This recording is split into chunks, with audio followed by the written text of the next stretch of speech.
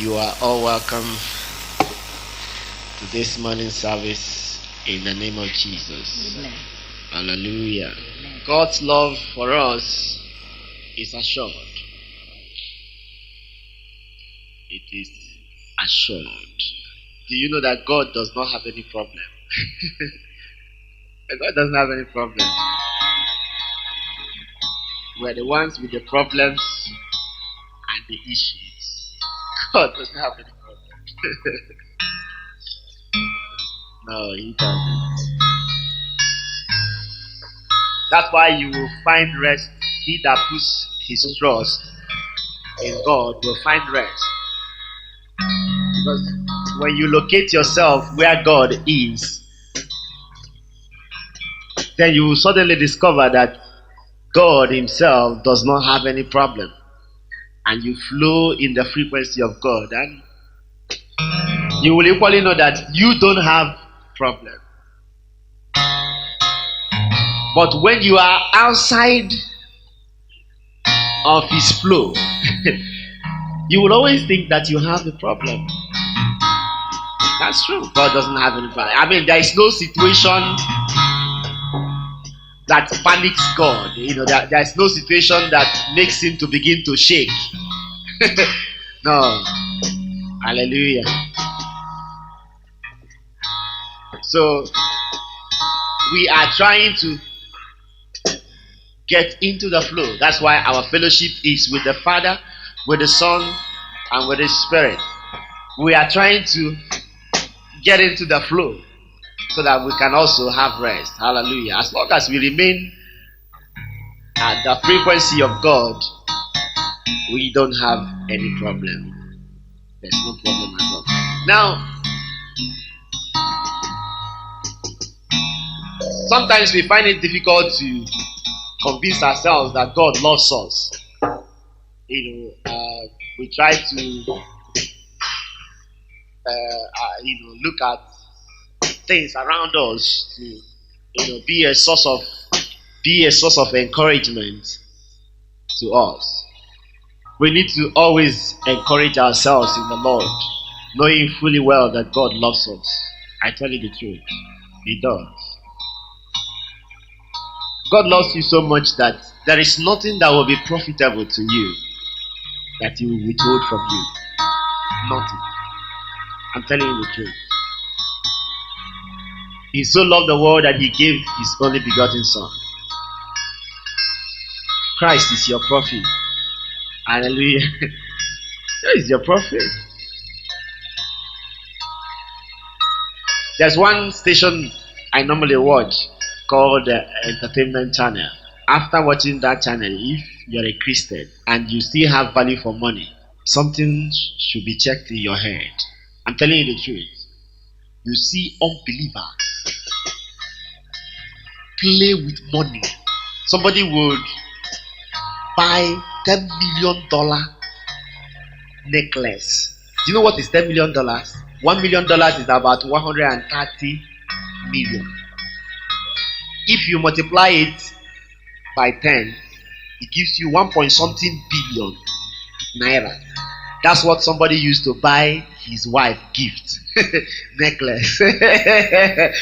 That God must be a wicked God. If you will stay in your room, God bless me with money. He must be a wicked God. I'm telling you the truth. If unbelievers play with money and you are in your room crying for God to give you the same money, that God must be a wicked God. I'm telling you the truth. He must be a wicked God. Those unbelievers do not have any right. If money were profit, they don't have any right to have that money more than you. They don't. It is because it is not profit. It is because it is vanity. That's why it is that way. It's vanity. That's what it is. Nothing short of it. That's what it is. Vanity. If it were worth anything, God will not deny you anything. I'm telling you, it's not. Don't stop bothering yourself. Stop giving yourself sleepless nights, torturing yourself because of vanity.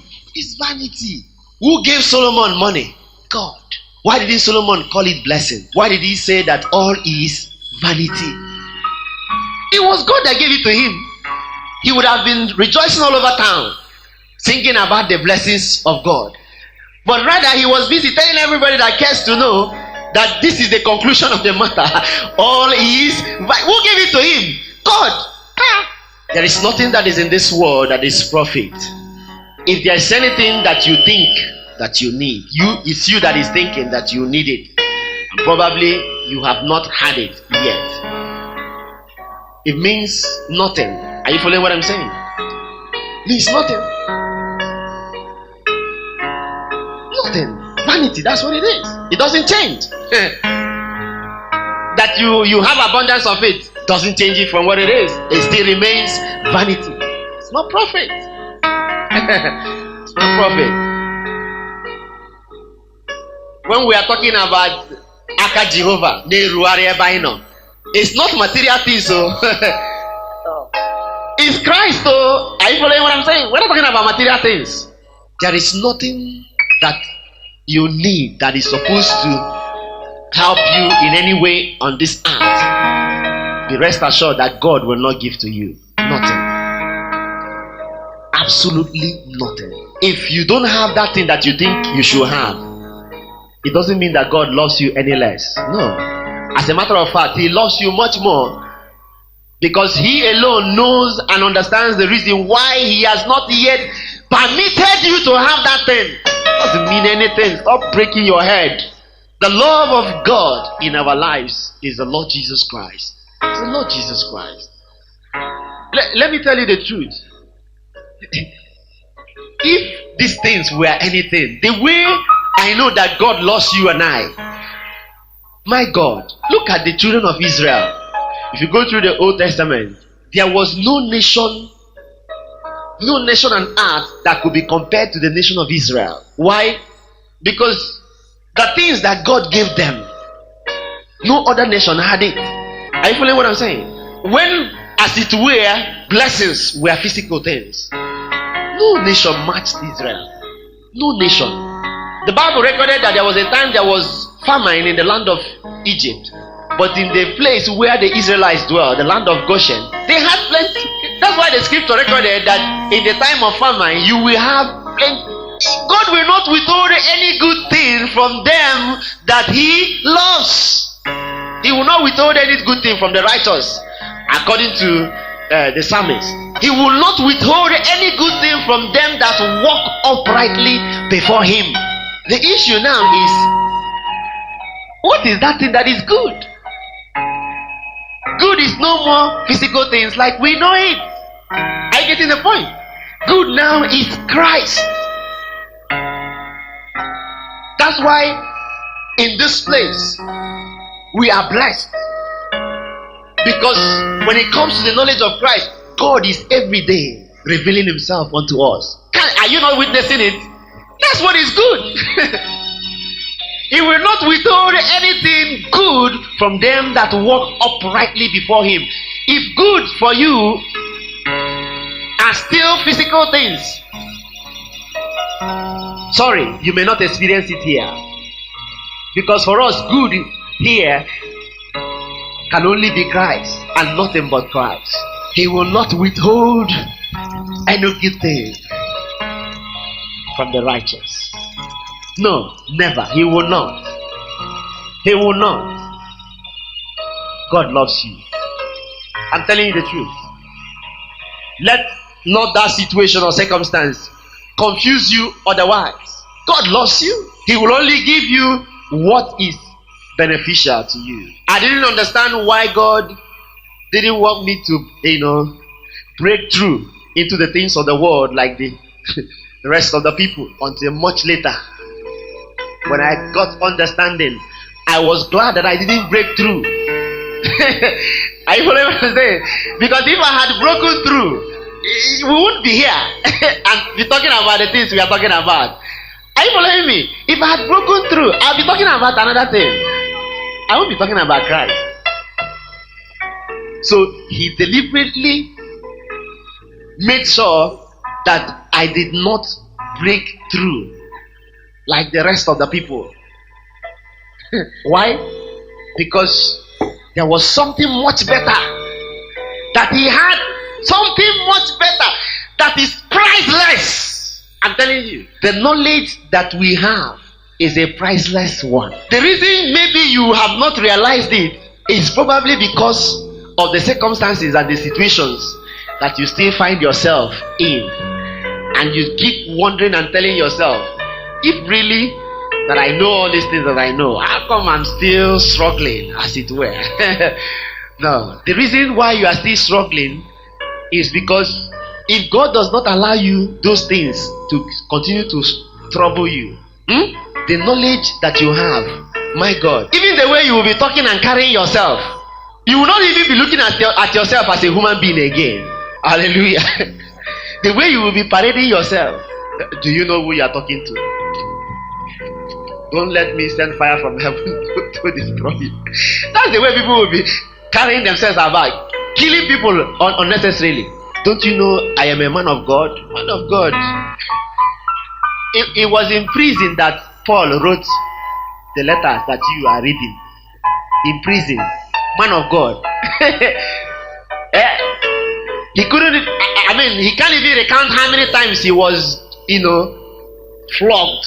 Can't even recount how many times. Man of God, though. Man of God. If you read his encounters, there were times that he was in serious hunger. Suffering serious hunger. At a point in time, he said that he was pressed beyond measure, that they even despaired of life. Man of God, with all the anointing and the knowledge, if God doesn't allow you, will keep you. In fact, when you look at the world and say, there is so much iniquity in this place, I call down fire from heaven. No, you must be cut down to size. Otherwise, the knowledge you have, you will use it and kill people. Are you following what I'm saying? That's why God still allows those things to keep troubling you, so that you will not be exalted above measure. That's the truth. God loves you, no matter the situation, no matter the circumstance, and He will take care of you. David said, I have been young, now I'm old. I have never seen the righteous forsaken, or his seed begging for bread. God will never forsake you. Hallelujah. Amen. Can we turn our Bibles to Deuteronomy 18?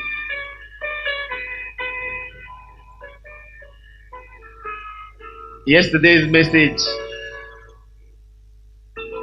was the type that after Jesus speak, the Jews said, this message is hard.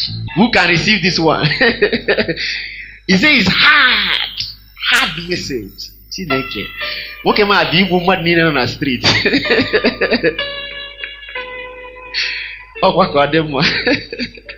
I thank God that we were all there in full force. Hallelujah. Nobody wanted to be told about what was happening. Everybody was there. Hallelujah. And we really had a nice time. Praise the Lord. I pray that the Lord will continue to strengthen us and sustain us in that good thing which He has started. Hallelujah. Amen. Deuteronomy 18. I read from verse 15. He said, the Lord thy God will raise up unto thee a prophet from the midst of thee, and of thy brethren like unto me. Unto him you shall hearken, according to all that thou desirest of the Lord thy God in Horeb, in the day of the assembly, saying, let me not hear again the voice of the Lord my God, neither let me see this great fire any more, that I die not. And the Lord said unto me, they have well spoken that which they have spoken. I will raise them up a prophet from among their brethren, like unto thee, and will put my words in his mouth, and he shall speak unto them all that I shall command him. And it shall come to pass that whosoever will not hearken unto my words, which he shall speak in my name, I will require it of him. But the prophet which shall presume to speak a word in my name, which I have not commanded him to speak, or that shall speak in the name of other gods, even that prophet shall die. If thou say in thy heart, how shall we know the word which the Lord hath not spoken? When a prophet speaketh in the name of the Lord, if the thing follow not, nor come to pass, that is the thing which the Lord hath not spoken. But the prophet hath spoken it presumptuously. Thou shalt not be afraid of him. Hallelujah. There's no way you can begin to understand the mission of our Lord Jesus Christ if you do not understand how it all began.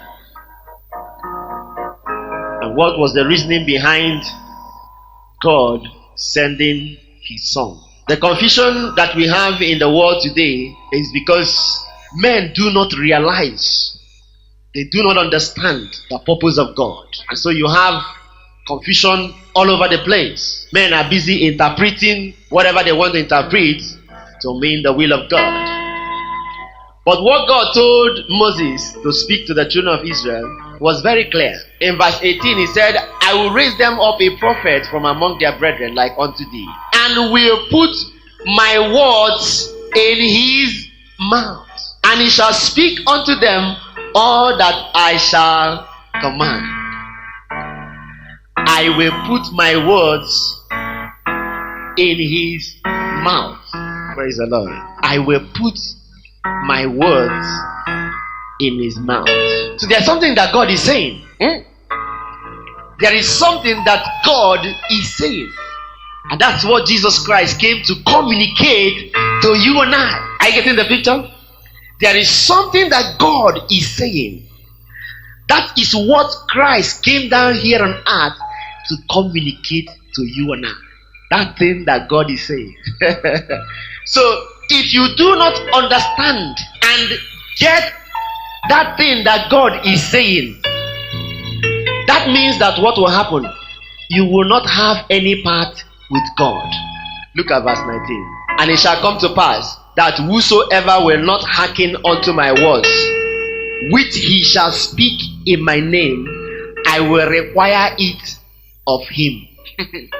Whosoever will not hearken unto the words that I will put in him to speak to you, I will require it of him. So, what do you understand now to be the will of God? Preaching the word of God. He said, whosoever that will not hearken unto this word, I will require it of him. That means that the will of God for you is to understand and receive the words. Are you following what I'm saying? That's why he said he's going to send him. He's going to send him. They said, we don't want you to speak anymore to us the way you were speaking to us, because we will all die. God said, okay, there's no problem. I already have such a plan in the making. What you have spoken is well received by me, because that is along the line of what I have planned for you. I'm going to send my son to make this world a better place for you. That's what he said. You didn't see it. You didn't see it. I'm going to send him so that he will come and give you 20-story building. You guys are not seeing well. Praise the Lord. I'm going to send Jesus Christ so that he will come and prosper your business. Is that what you saw in the Bible? So that he will come and give you breakthrough. No, you are not seeing well. So that he will come and give you a good wife, good family income. It's all part of it now. No, it's all part of it. It's all part of it. You, I don't know you. No. It's all part of it. And whosoever will not hearken unto the words, I will require it of him. What is he going to require? On that day, what is he going to ask you? Whether you were able to drive Hummer Jeep, have the best business in the whole world. What is he going to require from you? The words that was spoken to you, that's what he's going to require. Obiora, where is your Bible? What is God going to require of you that day? The word. Okay. The word now that he gave the Son to come and speak to you. That's what he's going to require from you. Okay. Not that you didn't prosper. Some people said that poverty is a sin. That if you die a poor man, you have failed God. On that day, what is he going to require? The words or whether you died a poor man. Lazarus, did he die a rich man? The one that died a rich man, where did he end up? Why did he end up there? He didn't, God required the words. He didn't have it. But the poor man had the words and found himself where? In the kingdom of God. The rich man didn't have the words. He was too busy being all he can be and getting all he can get. See you at the top. So he didn't have time to learn of the word. And he ended up where? In hell. He said, I will require it. So when they are lying to you and telling you how that God loves you, how that God wants you to possess all that you want to possess. One said, he said, heaven is a prepared place. All that is needed now is for you to possess your possession here on earth. Go and possess your possession. Okay. Heaven is a prepared place.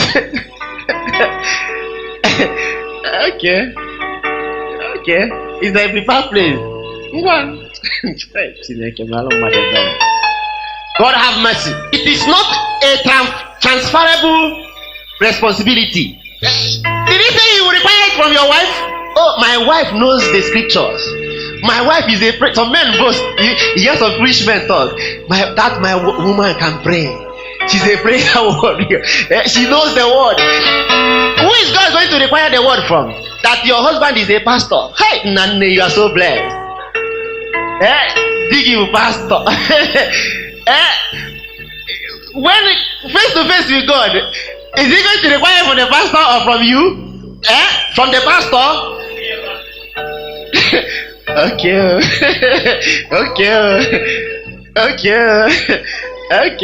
So that day, my woman is a prayer warrior. Will not come. It's an individual responsibility. That is not transferable. Onye nwere ntị ya nụrụ onye nwere ntị ya nụrụ okwu Chineke. Don't let any man deceive you. You have well spoken. Tell Moses, go and tell them what they have said to me. I have received it. It is well spoken to me. It's already in my plan. I'm going to send him. He's going to come. When he comes, he's going to speak everything that I put in his mouth to speak. Let's turn to the Bible. Let's know whether that was what happened eventually. Let's turn to John chapter 8. Let's know whether what God promised was what he kept. Because if he didn't keep it, then we can do another thing. John chapter 8, I read from verse 23. And he said unto them, you are from beneath, I am from above. You are of this world, I am not of this world. I said therefore unto you, that you shall die in your sins. For if you believe not that I am he, you shall die in your sins. That prophet, if you don't believe that I'm that prophet that God said he's going to send, you are going to die in your sins. Then said they unto him, who art thou? And Jesus said unto them, even the same that I said unto you from the beginning. I have many things to say and to judge of you. But he that sent me is true, and I speak to the world those things which I have heard of. Which I've heard of who? Him. Remember he said, I will put my words into his mouth to speak to you. Okay, let's go down. They understood not that he spake to them of the Father. Then said Jesus unto them, when you have lifted up the Son of Man, then you shall know that I am he, and that I do nothing of myself, but as my Father hath taught me, I speak these things. As who has taught me? My Father. Is it not a prophecy that is being fulfilled? As my Father has taught me, so I speak. So what is God going to hold on that day? What is He going to hold you accountable for? Praise the Lord. What is God going to hold you accountable for? Did you hear those words? Did you know those words? Did you understand the words? Look at John chapter 6 verse 28. Then said they unto him, what shall we do that we might walk the works of God? Jesus answered and said unto them, this is the work of God, that you believe on him whom he had sent. Is it clearer now? Do you now understand what it means to believe in the one who he has sent? What does that mean? When God says that you believe, this is the work, that you believe in the one he has sent, what is he saying? He's simply telling you what he said in Deuteronomy. I will put my words in his mouth so that he will speak to you. So that you will receive it, understand it, and live with it. On that day, I'm going to require that word from you. So, what is the work of God? What is the work of God now? This is the work of God, that you will do what? That you will learn and understand and know these words which the Father has given him to speak to you. That is what? The work of God. How do we do the works of God? Is it not to lie to your neighbor? To give to the poor? The works of God, thou shalt keep the Sabbath holy. Is it the works of God? The works of God is to learn and know and understand the words that the Father has taught the Son to speak unto you and I. This is the work of God. Is there anything that is confusing? Because when you say believe, any fool can believe. Even the devil believes that Jesus Christ is the Son of God. No. Any fool can believe that Jesus is the Son of God. That's not what God is saying.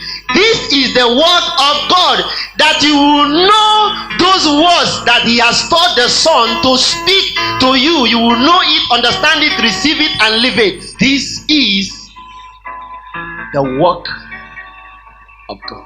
Is the will of God clear to you right now? Do you understand what the will of God is? Somebody said, I want to know what is the will of God for me. This is the will of God in black and white. A, B, C, D. A, B, C, D. Please, if you don't understand what we are talking about, we'll rewind. Do you understand that this is the will of God? Some people believe that the will of God is for them to look after their husbands and take care of their children. For the women, some men believe that the will of God is for them to take care of their family. He that cannot provide for his family is worse than an infidel. So the will of God is for them to take care of their family. That's why he said, on that day many will come to me, Lord, Lord, Lord, Lord, and he will say, depart from me, ye workers of iniquity, I know not who you are. He said, only those that do the will of my Father shall enter the kingdom of heaven. So what is the will of the Father? That you will learn and know and understand and live the words that the Father has taught the Son to speak to you. That's his will. It's not confusing, is it? Look at John chapter 5 from verse 19. Okay, we read from verse 17. It said, but Jesus answered them, my Father walketh hitherto, and I walk. Therefore the Jews sought the more to kill him, because he not only had broken the Sabbath, but said also that God was his Father, making himself equal with God. Then answered Jesus and said unto them, verily, verily, I say unto you, the Son can do nothing of himself, but what he seeth the Father do.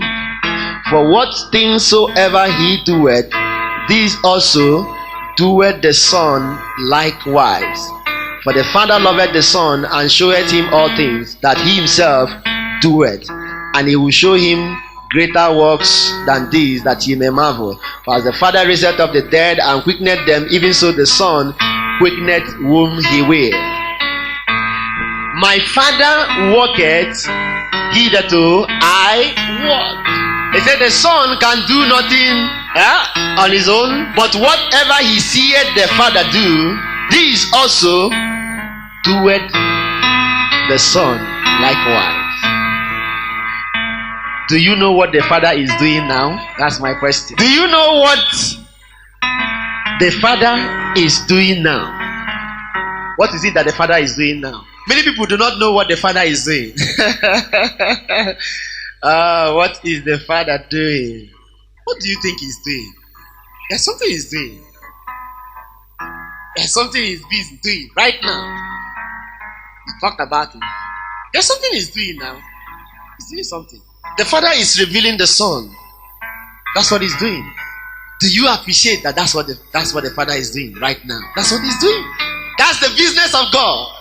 Revealing his Son unto men. That's how come we differ from what others are doing. That's why we quarrel with what they are doing. Because what they are doing is not what we are seeing the Father. They are still talking about tithes. The Father has moved from there. Are you getting the point?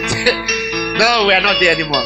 Look at Jesus. Almost 100% of the healing that he executed. He executed it on which day? Sabbath day. It was a deliberate thing. Very deliberate. Very deliberate. What was he trying to tell them? That the Father has left where they are. That there is something that the Father is doing right now. Pay attention to that. He's no more holding on to those things you are holding on to, which is the law. And that's what got the Israelites mad. Who are you? Who are you? The law that Moses handed down to us straight from God. Who are you? How dare you come and say that these things should no more be done this way? How dare you? Who are you? He was doing it for a purpose. Whatever, that's why he told them, whatever I see the Father do, so I do. Somebody told our brother, she said, ever since I became a Christian, all the years I have been a Christian, I am hearing new things. I am hearing things I have never heard before. She said, this one is the deeper life. I said, that's right. This is the deeper life. That's what we are talking about. She said, this one is that one. He said, that one is not deeper. Deeper, that one they call themselves deeper life. She said, this one is the main deeper. Hallelujah. Jesus is Lord. Why is it? Why is it so? Whatever we see the Father do, so we do likewise. Whatever the Father is doing, that's where we want to be. Whatever the Father is saying, that's what we want to be saying. Are you getting the point? We are not saying things to please men or to have the support of men. No. Whatever I see the Father do, that's what I do. That's the life I'm living right now. It's not about law. I'm not looking to search the law and know the law. No. I'm trying to know and understand those words that the Father has given the Son to speak unto me. I want to know them. I want to learn them. I want to live in them. Because on that day, God is going to require those words from me. That's what He's going to require. Do you understand? Do you know?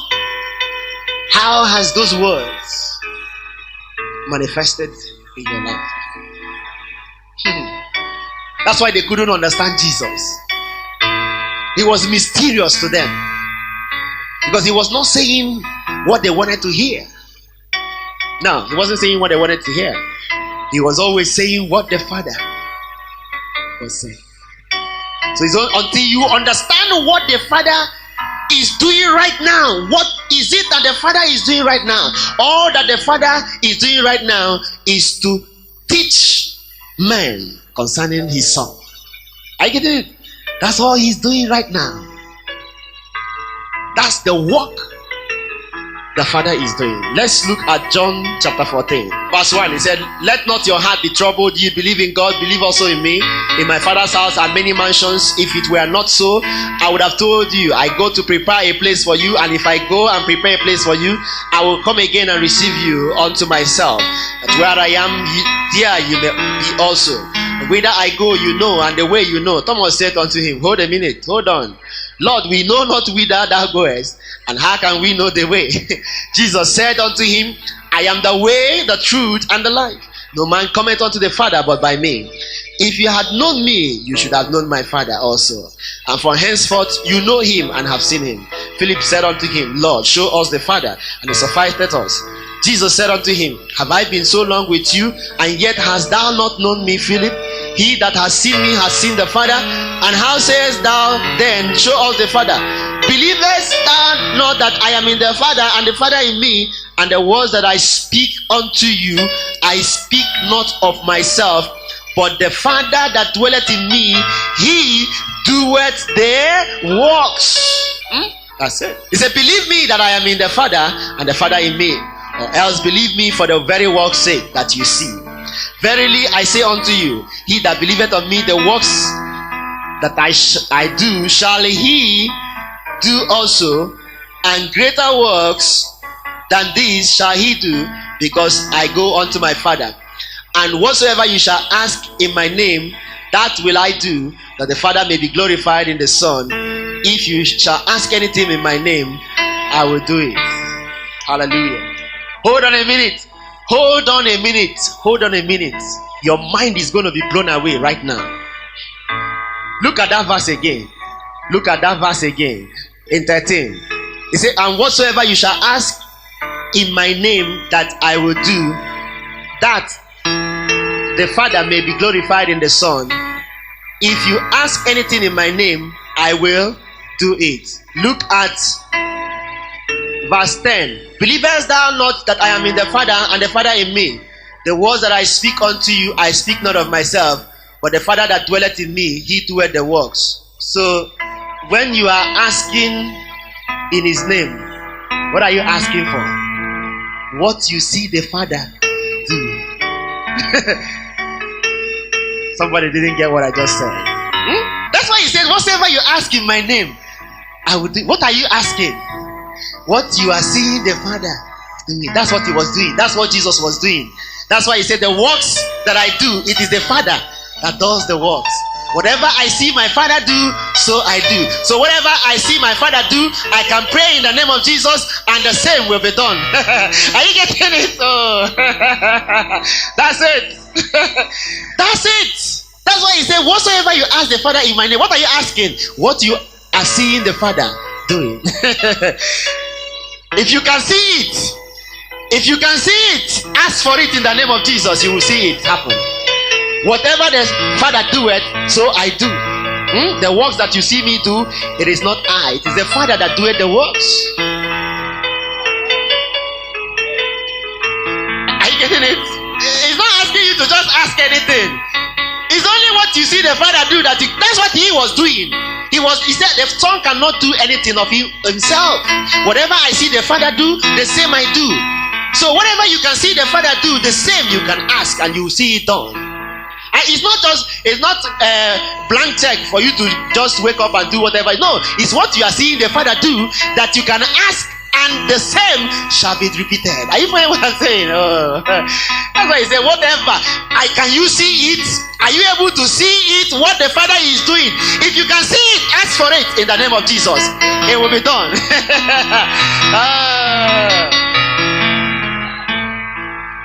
That's what he's asking you to do. There's no way you can. If you are chasing breakthrough and break forth. You won't know these things. I'm telling you, he said it is him that the Father loveth. Him, he will show him all things. That's what we saw there. He said the Father loveth him. That's why he will show him what he is doing. Are you getting the point? That's what he's doing. No. That's what he's doing. So you can see now, you don't have any problem. Just see what he's doing. And do likewise. Are you getting the point? That's all. That's the Christian life. How do we do the works of God? Believe in the one he has sent.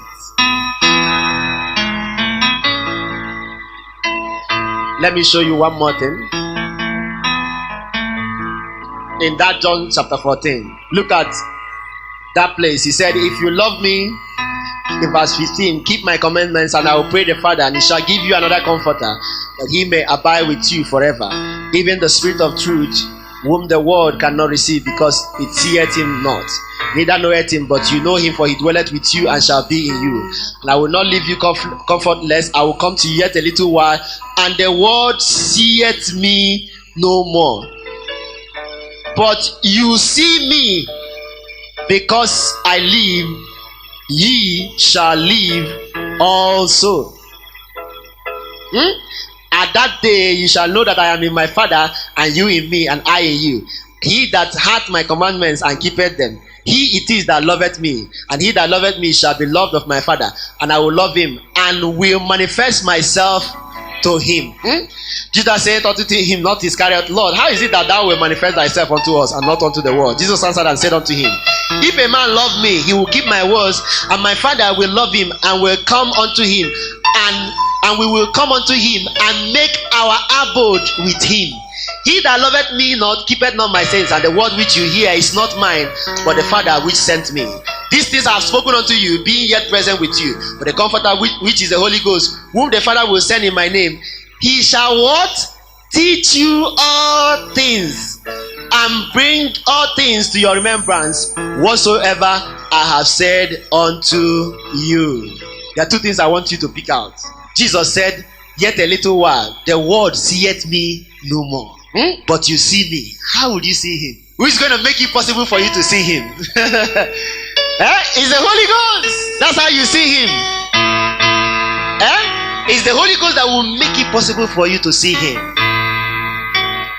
and know him, and understand him. That's why he said in that same place in John chapter 14, verse 26, he said, but the Comforter, which is the Holy Ghost, whom the Father will send in my name, he will teach you all things, and bring all things to your remembrance, whatsoever I have said unto you. What is he going to teach you? The words. That's it. And as he's teaching you the words, who is the word of God? Christ. So as he's teaching you the word, who are you seeing? That's it. He said, in a little while I'm going. The world will see me no more, but you shall see me. Are you getting the point? As he's teaching you those words, you are seeing him, and you are aware of what the Father is doing. Are you getting the point? And as the Father is walking, so you will also walk. That's the system. Can we stand on our feet and give praise to God? Hallelujah. This is the work of God. Masikanda rabashindere makuri bashanda. Ori mama mashindere makanda rababa. Oh yes, Lord.